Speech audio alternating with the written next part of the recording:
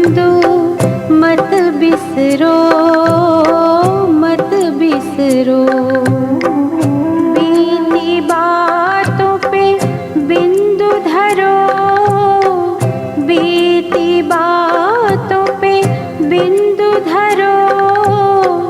बिंदु बनो उसे याद करो, बिंदु बनो उसे याद करो।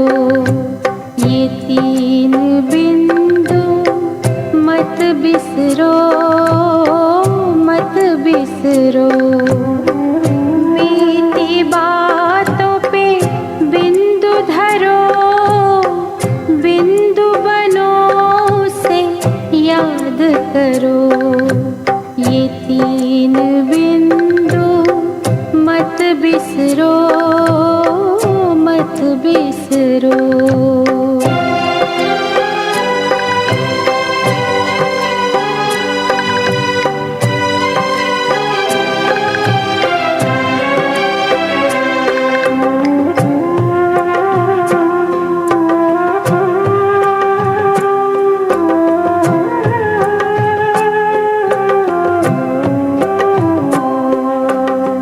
ज्योति बिंदु शिव भगवान, खुद को आत्मा बिंदु मान। ज्योति बिंदु शिव भगवान, खुद को आत्मा बिंदु मान। बिंदु को मत छोटा जान, बिंदु है ये सिंधु समान। इसके सहारे भव से उतरो, इसके सहारे भव से उतरो। ये तीन बिंदु मत बिसरो, मत बिसरो। ये तीन बिंदु मत बिसरो, मत बिसरो।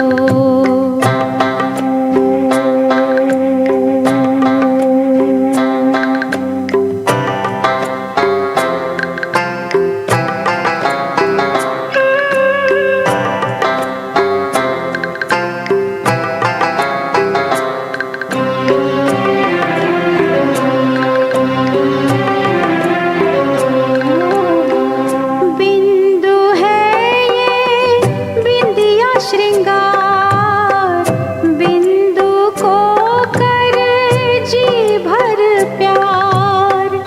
बिंदु है ये बिंदिया श्रृंगार, बिंदु को कर जी भर प्यार। बिंदु में दो विश्व विसार, बिंदु में अपना संसार।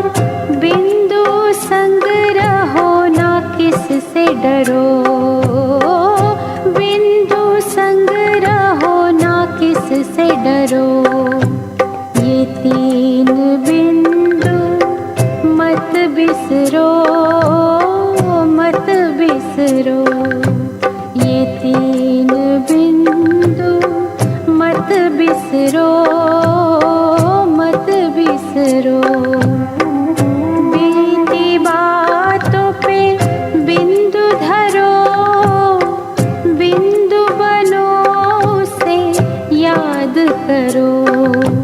ये तीन बिंदु मत बिसरो, मत बिसरो।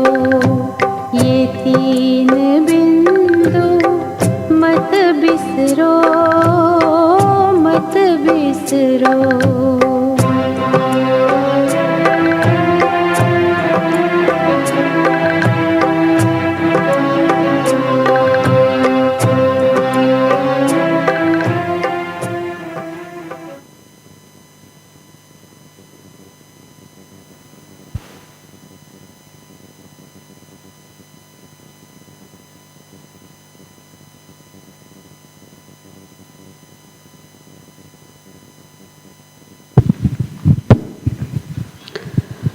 Om Shanti, good morning.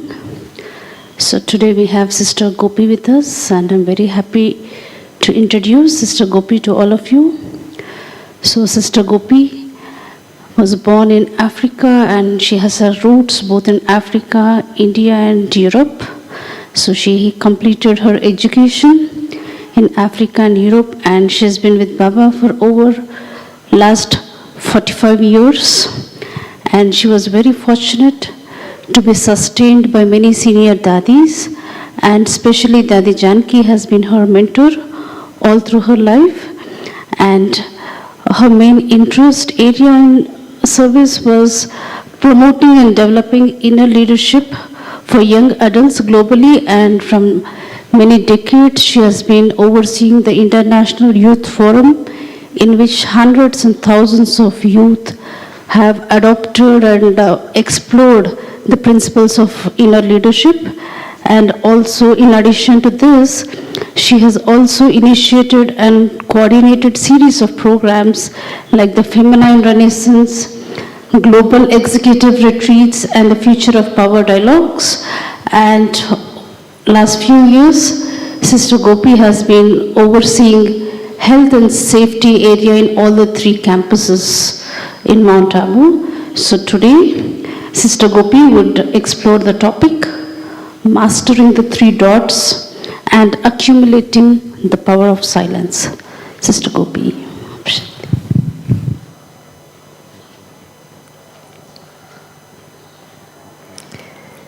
Om Shanti.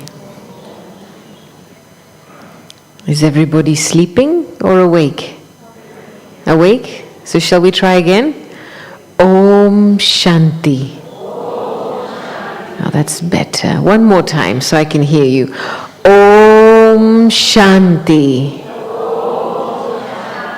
Ah, that's better. It's interesting, this word Om Shanti. In Brahmin life, we use it as a hello, Om Shanti. Then when something has finished, Om Shanti. We use it to remind ourselves that I am a peaceful soul. Om Shanti. And so everything starts with a dot, and everything ends with a dot. Everything in between is just detail.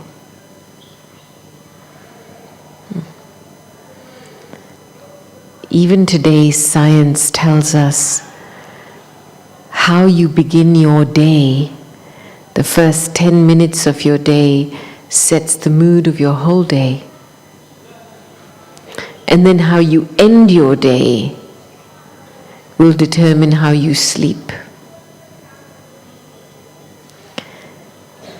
So it's so important to take care of beginnings and endings.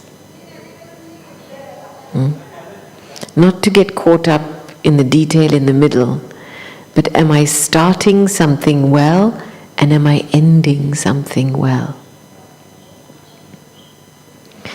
And this topic today, the mastering the 3 dots, accumulating the power of silence, was inspired by a little dialogue that took place in the integrated retreat yesterday. And within that, I had this realization or this feeling that if I truly feel I am a soul, and I feel I belong to Baba, what experience will you have in that moment? When you feel you are a soul and that you belong to Baba, what do you feel inside? Happiness? Peace? Are there any extra thoughts? Are there any waste thoughts? Security? Stability? There's no doubts, are there? Do I belong to Baba? No. So the experience of myself and the experience of Baba brings a sense of deep peace and joy and stability and security. So those are the first two dots, soul and God. And then, if I do what I have to on time, with time, then I've mastered the third dot, drama.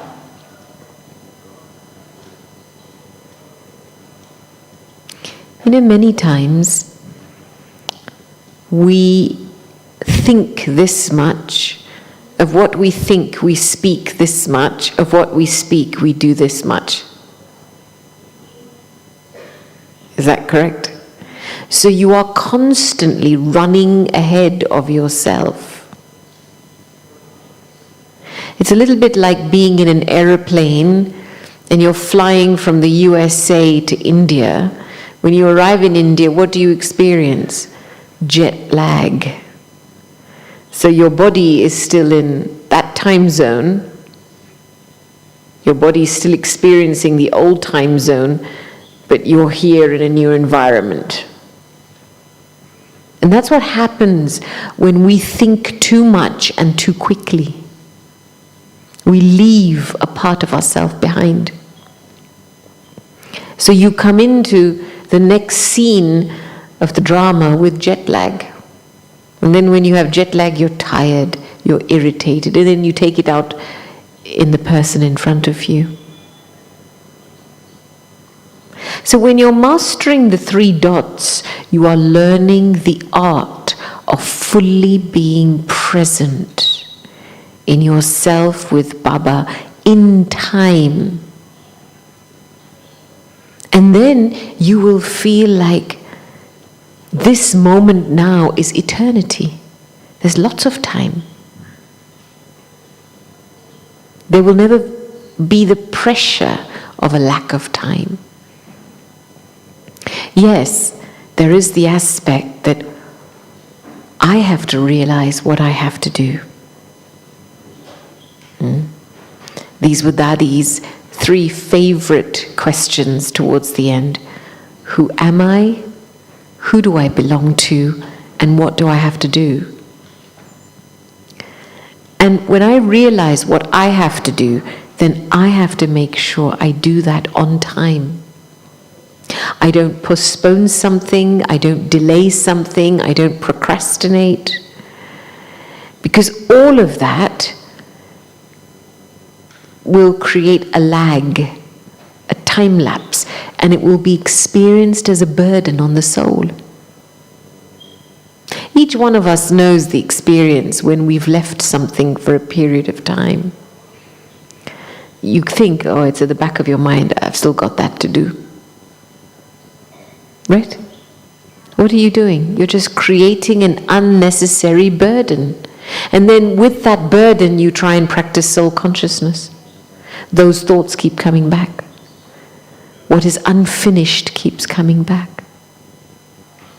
So it's very important for the self that we train ourselves to think only what is necessary now, and whatever I think, I speak about, and whatever I speak, I do. And the moment you start to do that, you start to, come back into the present, into the need of the moment now. Not too much, not too little, so there's no wastage. And you have to move your car in a balanced way, like that. Because where there is balance, there is bliss. Baba has told us this. So really, this ability to rein in the racing mind, bring it back again, now. Who am I? Who do I belong to? And what do I have to do now? One of the things I deeply appreciated about Dadi's presence, Dadi Janki, was her ability to move from one moment to the next in a very clean way. Even though she may have been in a very serious meeting one moment, the next moment she could be as light as a feather, and you wouldn't even know that she had faced a big challenge. So she never carried the residue, the impact or the effect of anything into the next moment. This is one of the gifts of mastering soul consciousness and God consciousness. The practice of bodiless again and again helps you to finish the effect of each moment you're in, and you can move into the next moment cleanly.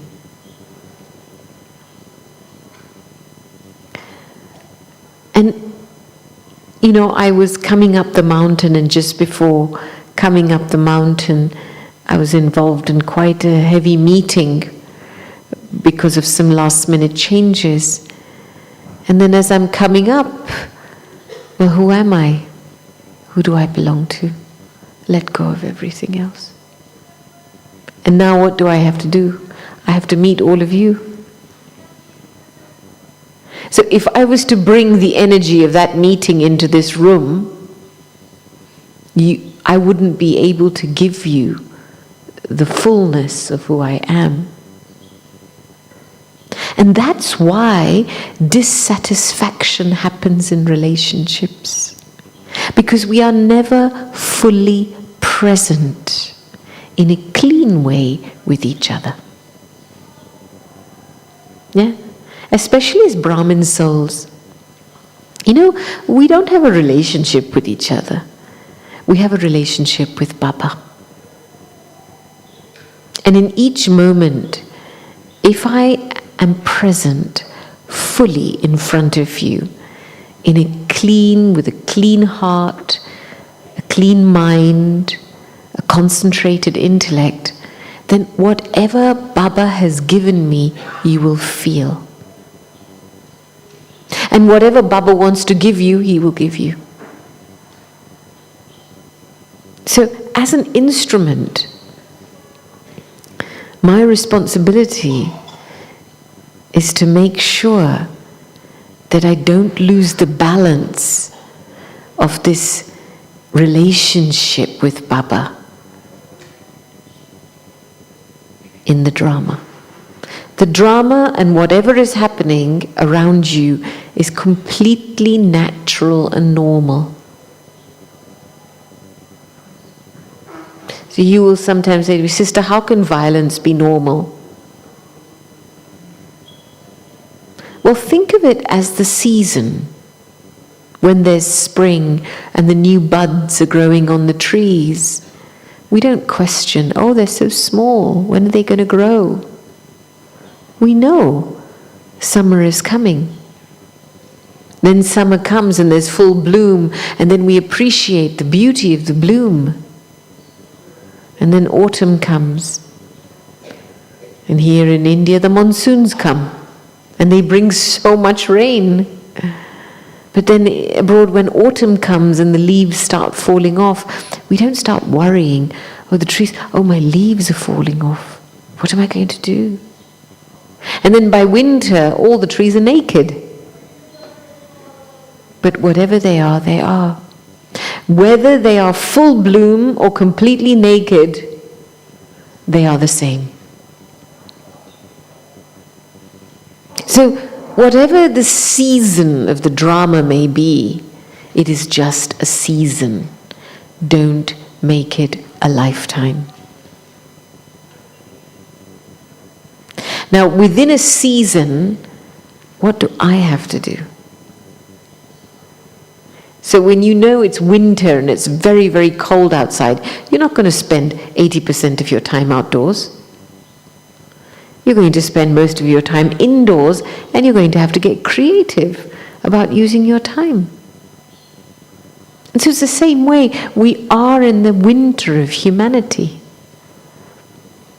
And the strongest signal Baba has given each of us children is children, in order to become yogis, become introverted. I have to learn to create a space inside so that I can start to operate from inside out. So this whole thing of my sense of self, that's where it begins. The first dot. Who am I? Now yes, on the one hand, when we first take the course and we understand, yes, I am soul. Oh, thank God I'm not all of this other things. I'm liberated. But then in your feelings to remain soul conscious, that's an effort. It's not enough simply to know I'm a soul. And it's not enough simply just to visualize yourself as a dot. Because that's like looking at a picture. It's important to be able to go inside and feel the Shakti of the soul inside. The soul is a very subtle Shakti, a power. And this power is like a hidden fuel that's making this machinery work automatically. When there's petrol in a car, the car runs automatically. When there's oil in the car, it runs automatically. You don't have to think about the detail of the car. It's the same. When I become soul conscious and I become aware of the power, everything is running automatically. But again and again I have to stop to feel myself inside. You know, for many souls, what happens is we feel other people too much. We feel the situation too much. We feel somebody's sanskaras too much. We feel somebody's words too much. And when you get trapped in those feelings, Baba is very, very far away. So this practice that Baba gives us in between, to be able to stop and literally become bodiless. Just take off the awareness of your body, like taking off a costume, and feel yourself inside as a Shakti.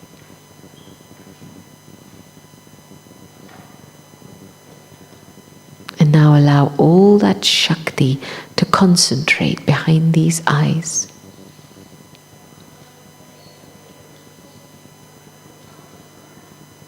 And take the seat of a detached observer.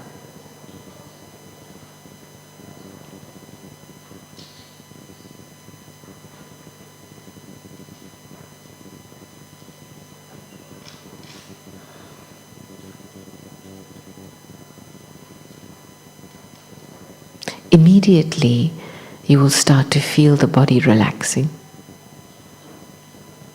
There'll be a lightness that enters the body. And then you can move forward lightly. This is one of the first signs of mastering the first dot. Soul consciousness. It brings lightness inside. And then, in soul consciousness, as a detached observer, who's my companion? Baba. And this is my eternal companion. And Baba is offering us his presence at every second. He says, you children are my world. I don't want to leave you. You are never far away from me, but don't let go of my hand. It's the hand of our intellect, because it's your intellect that gets distracted. It's your intellect that gets attracted. It's your intellect that gets trapped somewhere. So your intellect is the hand that holds Baba, that keeps the connection with Baba and the experience of the companion with you. You know, we are so used to, over a period of time, we're so used to operating alone. We've developed a sense of individuality. I have to look after myself. I have to do this. I have to do so much I. So, that we can't even bring Baba into the simplest of activities. I mean, you know when you sit for Brahma Bhojan, do you sit and feel as if Baba is feeding you? At this basic level, Baba is ready to sustain you. When you're walking, do you feel Baba's companionship when you're walking? Or you're just walking along, rushing, trying to get from one place to another? So at the very basic level, being a detached observer inside means that I can sustain Baba's companionship in every activity I do. And it's such a sweet thing, such a sweet experience. You know, I remember many, many years ago, it was here in Gyan Sarovar, and we were running often retreats in December. And it was perhaps around, it was a Thursday, so it was Bhog Day. And usually on that day, breakfast is a little late because Bhog is offered. And I had a session to start at 10 o'clock in the morning. And I hadn't had my breakfast. I had to rush to meet somebody on the other side in Vishnupuri. The session downstairs in the meditation hall was going to start at 10. And I was rushing, literally rushing to get here. It was 10 minutes to 10. And then on the way, guess who I meet? Daddy Janki. She's walking to the dining hall, and I'm thinking, oh no, I'm about to get to a session, and here's Daddy coming right in front of me, and she goes, come here. And so I go in front of her, and the first thing she says to me, and I know she was going to do, have you had your breakfast? And of course, I didn't say anything. And she asked me again, have you had your breakfast? I said, Daddy, I have to go to a session at 10 o'clock. Have you had your breakfast? And she knew I hadn't.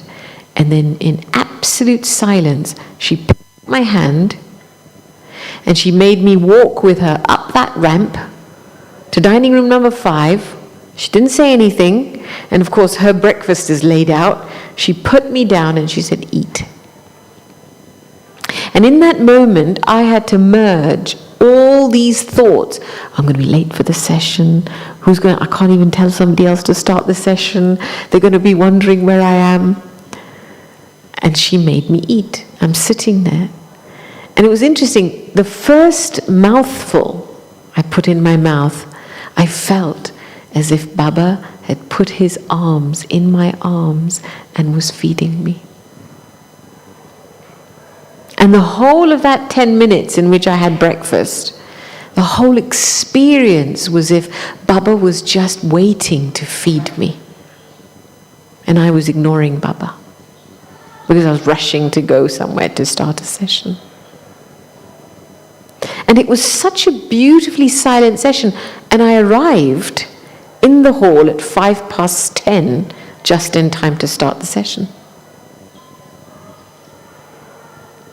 And I realized very deeply that Baba wants the opportunity to love us, to care for us. But we don't give Baba that opportunity. We're too busy in our thoughts about what we should eat, how it should be prepared. We're looking at everybody else. that we don't give Baba that space to feed us.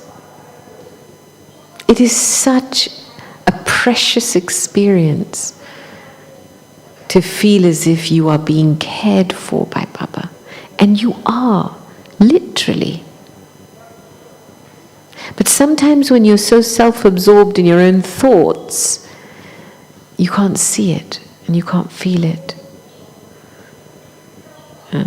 And that's when you have a good friend that comes along and tells you to stop. And that's where I appreciated Daddy's companionship greatly, because her priority was always Baba. Whatever you have to do, it's fine, but do it with Baba, because you're Baba's instrument. It's Baba's task. Baba will get it done. And there are many times, and most of you will have experienced this, when you're going through situations and it's complicated and you can't understand what's happening and it all feels a bit too much and you feel like, how are we ever going to complete this? In those moments you just start remembering Baba, and somehow something gets done. Something starts to move, something gets accomplished, and you don't even know how it's happened. Because this is the nature of spiritual power. It makes something work automatically. There is no need to rationalize and no need to analyze. Because when you rationalize and analyze, guess what happens? You paralyze. You stop, you get stuck, you slow down. And then you always feel like you're not keeping up with things. You feel left behind. And that's when the fear comes in. I'll be left behind, or I have to rush. Baba's power is incredible. It's like a switch. It can make anything happen in a second. And so what do I have to do so that I can become an instrument whose presence allows everything to happen automatically? Whether in my own body, in relation to my own health, whether in terms of relationships, whether in terms of a task or service. Because at the end of the day, if you are seeing problems around you, then the bottom line is you are the problem. The person who sustains the vision of problems doesn't realize they are the obstacle themselves. So mastering the first dot is deeply going into that experience of soul consciousness and the reality that I am a soul. I own nothing. I control nothing. I have nothing. So there is no need to think about anything.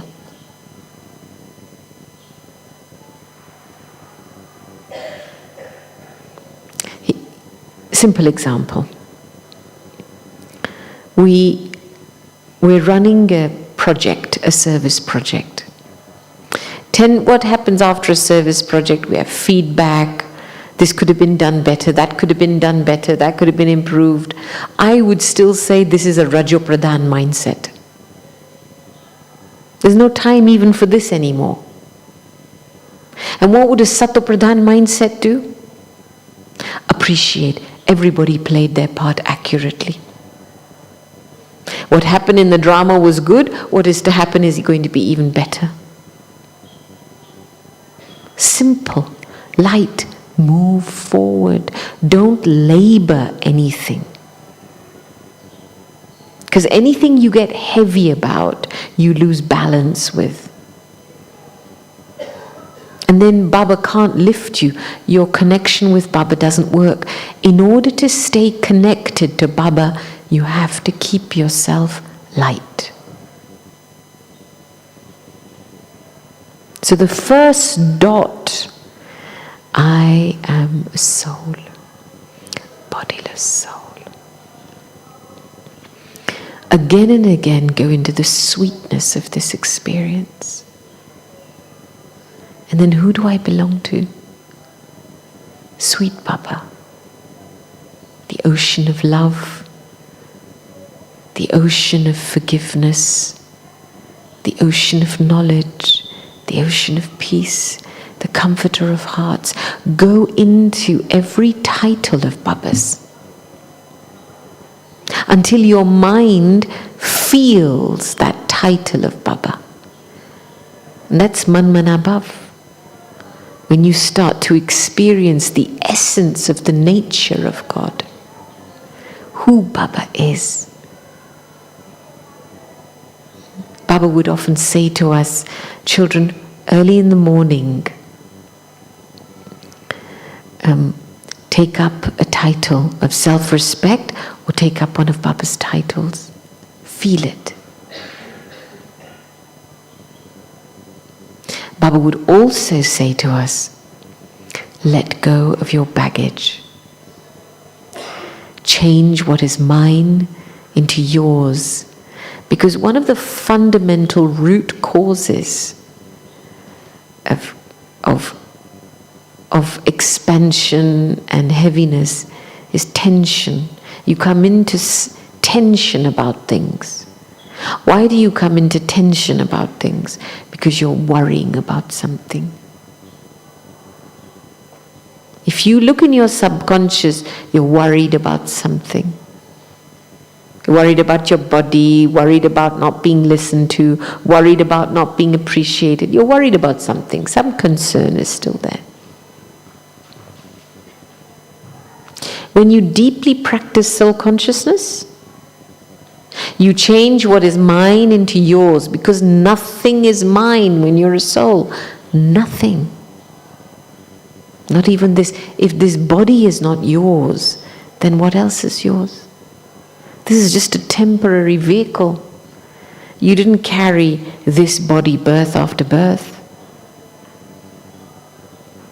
And so Baba's, one of the most beautiful things I heard Avyakta Baba share many years ago is he would say, children, when you wake up in the morning, as soon as you open your eyes, whatever it is that you're holding on to, give it to Baba.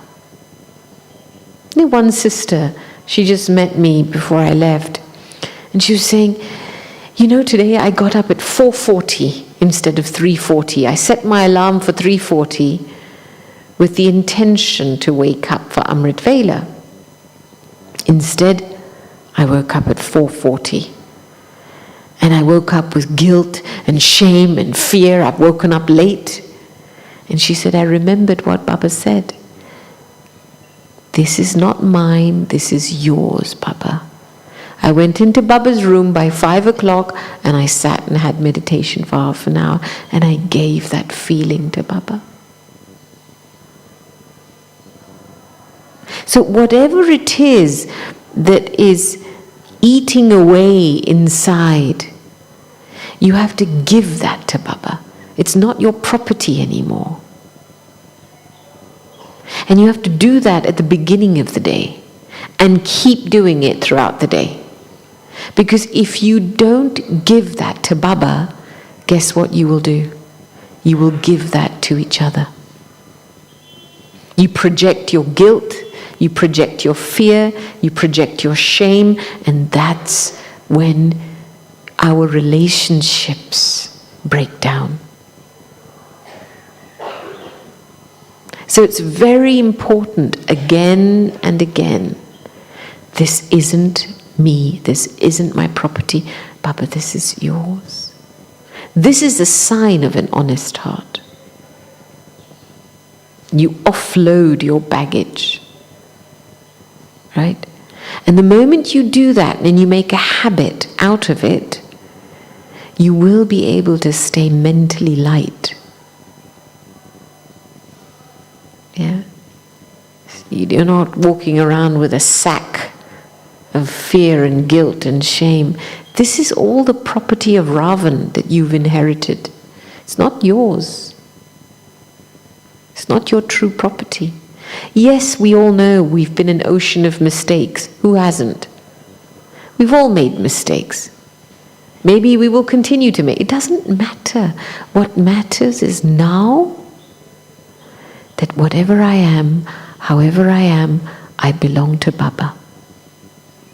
And that in this moment now, I want to be true in my relationship with Baba. So I don't want anything else in between.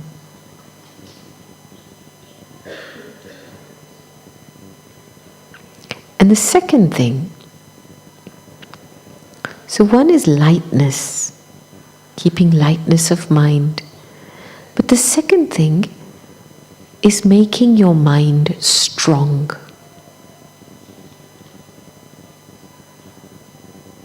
When you have a weak mind, you are easily influenced. When you have a strong mind, you can remain determined. Your thoughts carry determination. You know, many times we have thoughts for our efforts, but they don't seem to happen because your thoughts don't carry a determination in them. The mind is not strong enough. Yeah, you hope it'll happen. You hope something will happen. But as a Brahmin, you can't live in that kind of false hope. As a Brahmin, you have to live in the certainty of truth. This is who I am. Victory is my birthright. Then you can command circumstances from the place of being a master, not from the place of being a doubtful beggar or a doubtful victim. So, strength of mind comes when I create a baseline of godly principles for myself. I'm not just following something because somebody has told me to follow it, but I deeply understand that this is what will help me to become pure and true inside. My principles are my baseline.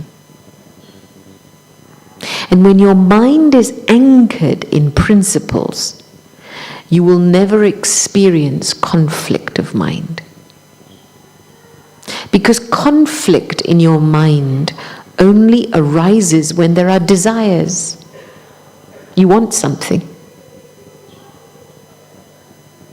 And if you want something, it means you're not operating on the basis of gyan and principles. You're operating on the basis of desires, lust, attraction, indulgence. And that is exactly the energy that makes your mind weak. What is expectation? It is a form of lust. It is a form of subtle desire. The jnani soul lives off a formula of principles. This is what I've witnessed with Daddy many, many years. Of course, the principle of purity is the most basic principle, first and foremost principle for a Brahmin soul. Purity in every aspect. Our food, our company, our lifestyle, our speech, our behavior. Have I made purity a baseline for myself? Or am I still messing around with my own purity? Because if you can't even make that baseline for yourself, you will forever become a follower and a bhagat of somebody. You know, nowadays, so many people, oh, I follow this one and I follow this one on YouTube and I follow. Are you a Brahmin or a follower? You have an intellect, you have Gyan, and you have Baba. And you have the Murli. Who is there to follow? You think following someone is going to bring you salvation?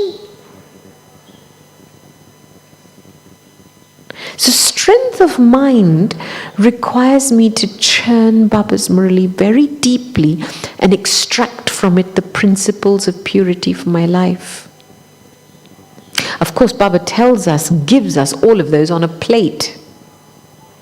In so many Avyak Muralis, Baba has given us guiding principles. Child, when you wake up in the morning, experience yourself to be a soul that is incarnated into this body. And then, as you come to class, hold the self-respect of being a godly student. And then as you go about doing your day-to-day work, become a karma yogi. Baba has put everything on a plate for us. I have to own it and work with it. And keep it as a baseline. No matter what happens, no matter how much praise I may be given, I am a karma yogi soul. I am a sevadhari. I am a humble server. Even if I'm defamed, I am a karma yogi soul. I am a sevadhari. I am a humble server. That baseline of certain principles creates stability of mind. So if you don't mess around with your principles, that's when you develop integrity. You know, when I thought of Daddy and how Daddy passed away, in 10 hours from the moment she left the body at 2 o'clock in the morning till 1 or something in the afternoon, everything had been finished. And that's exactly how she would have liked to go. No fluff, no expense. The only expense was the sandalwood garlands, maybe 6,000 rupees or something like that. It was COVID, it was lockdown, nobody could come. And there were only 40 people at the funeral. That's exactly how she wanted it. She used to tell us, I don't want anybody to come to my funeral. And I knew, she would say, stay in your service places, do Baba's service. Don't waste your time coming here for me. And that's how she left. Because her whole life was lived like that. Greater success through less expenditure. Now imagine in her funeral, if there wasn't lockdown, how many thousands of Baba's children around the world would have bought a plane ticket to come to India? That would have all gone into her account. She was very smart. That's why I always say I think she initiated the lockdown. Yes, she left with 0 in her account. Even in her departure, nothing was accumulated. Nobody had to, any expense, nothing in her name. This is the sign of a soul that has lived their life on the basis of economy, that even at the end, drama helps them fulfill their principles at a time of death. That is an honorable way to live and to die. So ask yourself, what are my life principles? Am I just living life day to day, hoping something, oh yeah, we have some good food today, so I had a good day today. Oh yeah, I met somebody nice today, so I had a good day today. On what basis are you living your life? And it's a wonderful thing, because when you deeply hold true to a principle, my experience is that your mind stops thinking, you don't think, and you experience happiness no matter what. One of my own personal principles is this principle of economy and eknami. That everything is done in the name of the one, and of course, less expenditure but greater success. And I remember I was traveling from one country to another, and the country I was traveling to was a poor country. And I was carrying a suitcase. I was allowed 2 suitcases, and I had packed a third one with necessary things for that country. And because I travel a lot, I have elite status with that particular airline. So sometimes they allow me to carry a third bag. But in that situation, I wasn't sure whether they would allow me or not, because I was traveling economy class. And I packed the bag, and I looked up on their website, and they said, in order to carry a third bag, you have to pay something like £80. And I thought, well, the contents of this suitcase aren't even £80, but they're necessary for the center. So I was thinking, should I take it? Should I unpack it? Should I leave it? All those things. And I'm thinking, shall I pay the money? No, that doesn't feel right. And then I went back, what's my principle? Okay, this is my principle. Right, it means I'm not paying for this bag, because I'm not taking this. This is not my personal stuff. This is stuff that's needed. And we're going to go to the airport and we're going to see what happens. And I was so happy in that moment because I made a decision. I continued with my packing. I packed all 3 bags. I was so happy. Went to the airport, and guess what happened? I went to the check-in desk, and that day the conveyor belts weren't working. You know the luggage that take the luggage through? They weren't working. So I'm allowed check-in at business class because of my elite status. So I went to the business class counter, and he was in so much tension. So I gave him a blessing card. I said, hello, and he was in a rush. And he said, oh, thank you. Nobody's given me a blessing card today. Thank you so much. And he says, we have to do this quickly, Mom. How many suitcases do you have? I said, I have 3. But he goes, no, don't worry about it. You just put them down. He quickly tagged them, and he goes, you go, quick, go. That was it.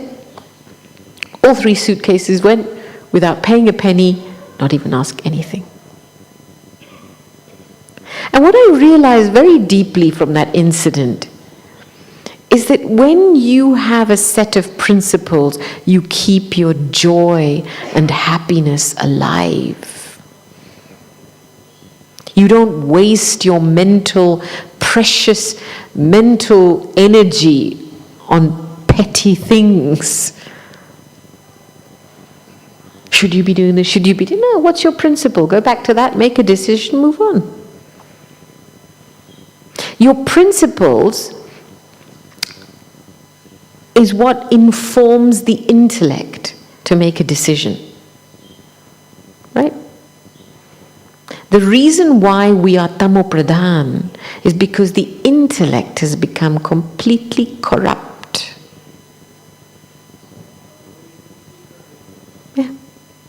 It just lives off the indulgence of the senses. And then Baba comes along and feeds us truth, showers us with the rain of knowledge, and the intellect starts to realize, wait a minute, how am I living my life? Is it true? Am I being false? Am I being really true here? And the intellect is the gatekeeper between the conscious mind and the subconscious mind. So sometimes, of course, we have lived intense lives. Things may have happened to us before Gyan. Whatever it is in this birth, I'll call it, Sister Shanti called it the 83rd birth, because the 84th birth is your Brahmin life, the confluence aged life. But whatever's happened in that old life, it is what it is. But if the gatekeeper is strong, then your mind can remain manmana bhav. And the gatekeeper needs to have certain principles and rules to keep the gate, open the gate or close the gate. It's like security. When there's a big program, the security is given a list of names, who to allow through, who to not allow through. So your intellect is security, is the guard. And if that guard doesn't have a set of principles, then who does it allow into the conscious mind? Anything and everything. An old memory comes up, suddenly that comes into your conscious mind and you stop. Somebody said something, suddenly that comes into your conscious mind and you stop. Because you've got no security guards. Your intellect isn't functioning. So you need to give your intellect a list of principles.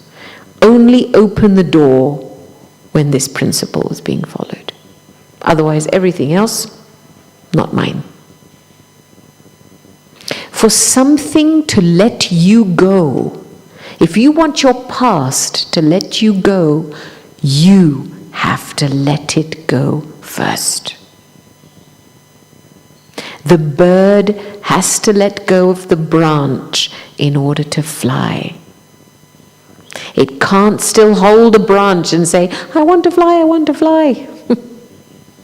And so one of the most basic principles is past is past.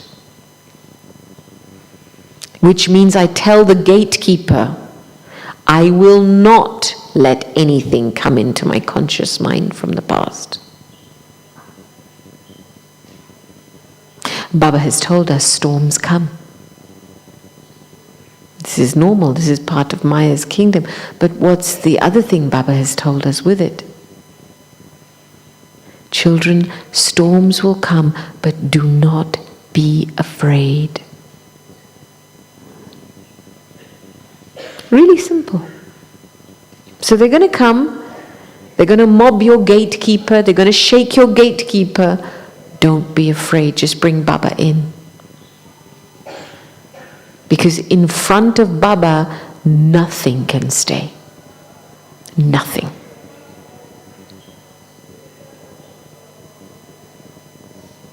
So, mastery.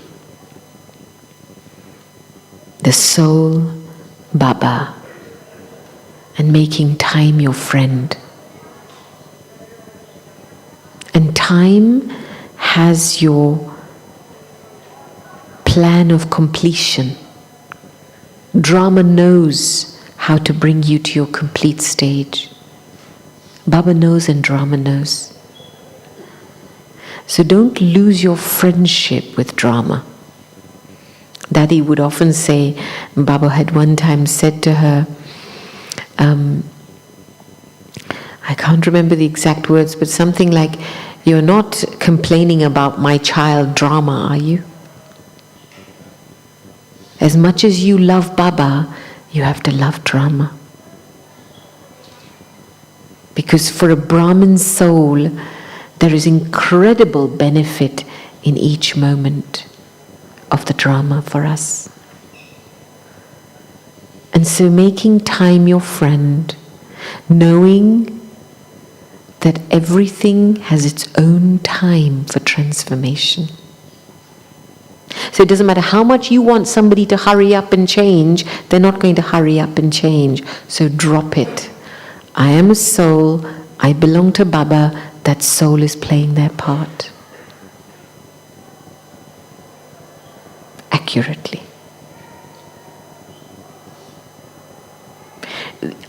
Only you are already a master of all three dots. Because it's all in one.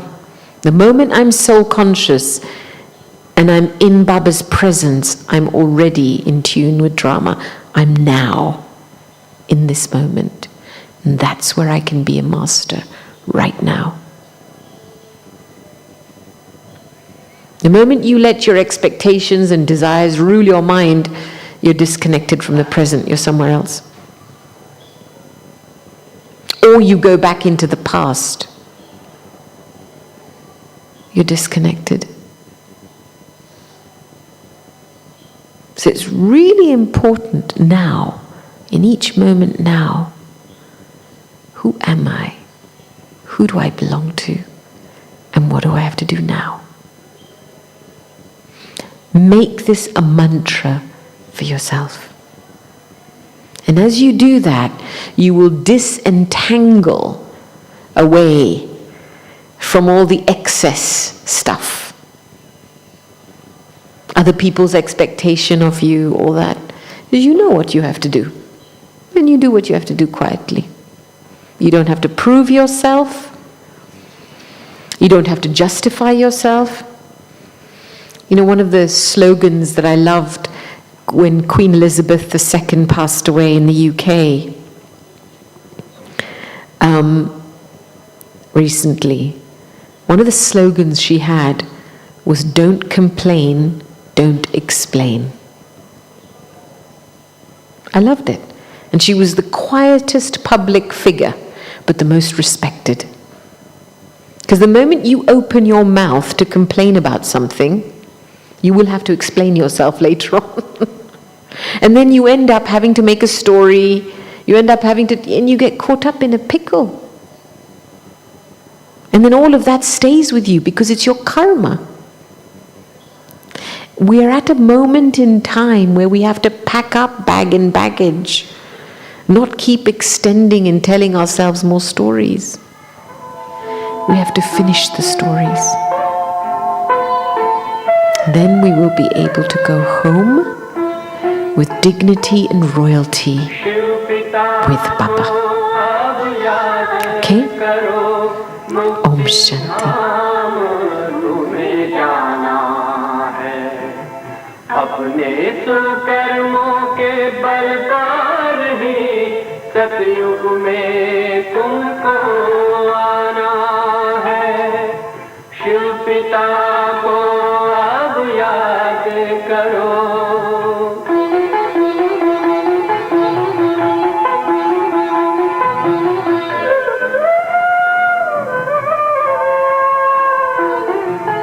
ये संगम का स्वर्णिम युग है, शिव पिता फिर से आया है। ब्रह्मामुख से शिव बाबा ने वही गीता ज्ञान सुनाया है। कलयुग का अंत अब आया है, विकराल विनाश खड़ा आगे। अब हम सबका शिव पिता ने बतलाया है।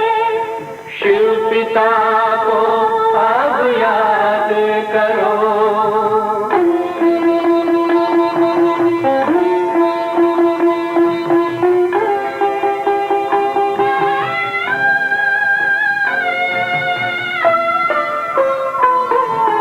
पांडव शिव शक्ति सेना की रणभेरी अब फिर बजती है।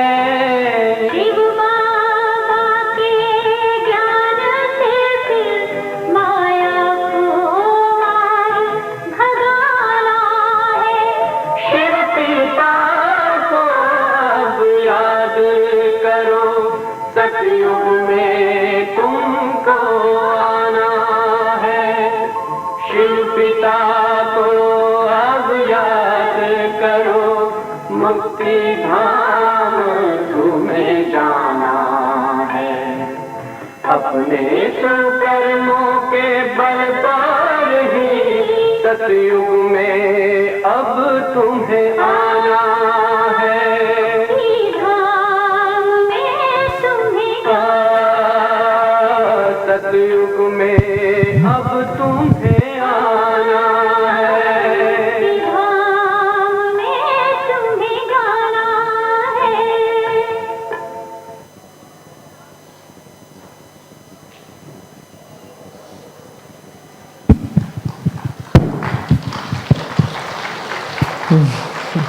So thank you, Gopi-ban.